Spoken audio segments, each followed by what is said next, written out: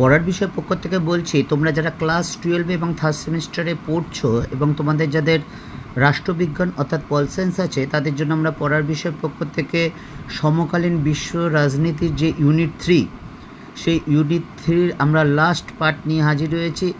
ইতিপূর্বে আমরা unit 1, unit 2 এবং ইউনিট 3 আমরা অবজেক্টিভ দিয়ে দিয়েছি। আজকে আমরা ইউনিট 3 অর্থাৎ সমকালীন বিশ্ব নিরাপত্তা এর লাস্ট পার্টটা অর্থাৎ চতুর্থ পার্টটা আজকে আমরা দিয়ে দেব।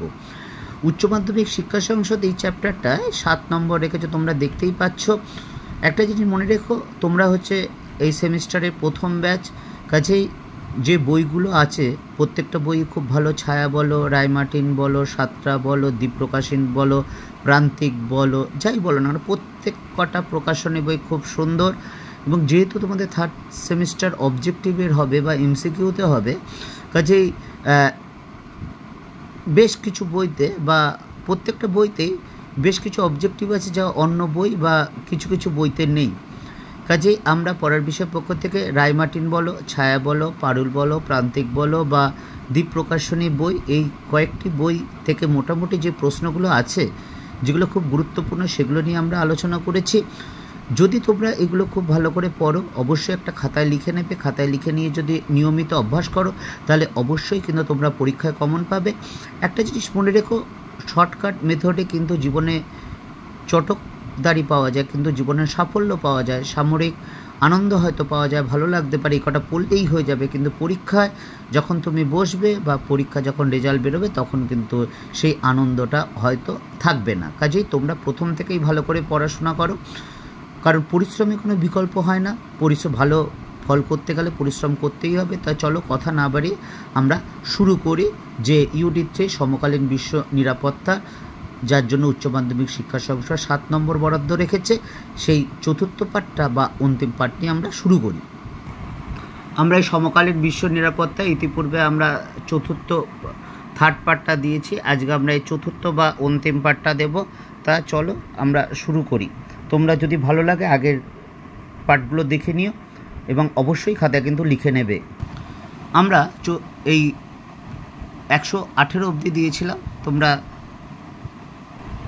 ইতিপূর্বে আমরা 118টা অবজেক্টিভ দিয়েছিলাম, আজকে আমরা 119 থেকে শুরু করছি। আজকে আমরা এই চ্যাপ্টারটা অর্থাৎ সমকালীন বিশ্ব নিরাপত্তা শেষ করছি। দেখো, প্রথম প্রশ্নটা, আপেক্ষিক দরিদ্র রয়েছে এমন একটি দেশ হলো মার্কিন যুক্তরাষ্ট্র। দেখো স্টার দেওয়া আছে। তোমরা নিশ্চয়ই জানো যে উচ্চ মাধ্যমিক শিক্ষা সংসদে মার্কস ডিভিশনটা কীরকম হবে, তোমরা একটু দেখে লিখে নিও। যে কথাগুলো দরকার একটু কথা বলে নিই। যে উচ্চ মাধ্যমিক শিক্ষা সংসদ বলেছে যে 50 নম্বর পরীক্ষা হবে থার্ড সেমিস্টার, তোমরা জানো। তার মধ্যে 40 নম্বরের প্রজেক্ট হবে এবং 40 নম্বরের থার্ড সেমিস্টার এবং ফার্স্ট সেমিস্টার এমসিকিউ টাইপের কোশ্চেন হবে। এটা তোমরা সবাই জানো, আমরা সবাই জানি। এই 40 নম্বরের মার্কস ডিভিশন কীরকম হবে তা একটা হিন্স উচ্চ মাধ্যমিক শিক্ষা সংসদ দিয়েছে। 40 নম্বরের মধ্যে 50% অর্থাৎ 20% খুব সাদা সিধে অবজেক্টিভ হবে, খুব কমন, যেগুলো খুব গুরুত্বপূর্ণ সেরকম কোশ্চেন আসবে 20 নম্বরে 40-এর মধ্যে। 30% আসবে সোজাই আসবে, তবে একটু কঠিন, সেগুলো সোজাই বলা যায়, অর্থাৎ 12 নম্বর, অর্থাৎ 20, 12, 32 নম্বর 40-এর মধ্যে। এই পড়ার বিষয় পক্ষ থেকে আমাদের প্রথম টার্গেট হচ্ছে 32 নম্বর। তোমরা দেখবে বেশ কিছু কোশ্চেন স্টার দেওয়া আছে, এগুলো ওই 32 নম্বরের মধ্যে পড়ে, এবং বেশ কিছু স্টার দাও না, এগুলো যদি তোমরা করো তাহলে কিন্তু তোমরা 40-এ আশা করি অবশ্যই কমন পাবে। অবশ্যই কেন বলছি, আশা করি কেন বলছি, কারণ অবজেক্টিভের কিন্তু পার্টিকুলার কোনো সাজেশান হয় না। কাজেই যে কমন পাবেই সেটা বলছি না, তবে 23-24 বছর শিক্ষকতার অভিজ্ঞতায় যতটুকু অর্জন করেছি, এই প্রশ্নগুলো যদি পড়ে যাও তোমাদের কমন পাওয়ার সম্ভাবনা কিন্তু অনেক বেড়ে যাবে।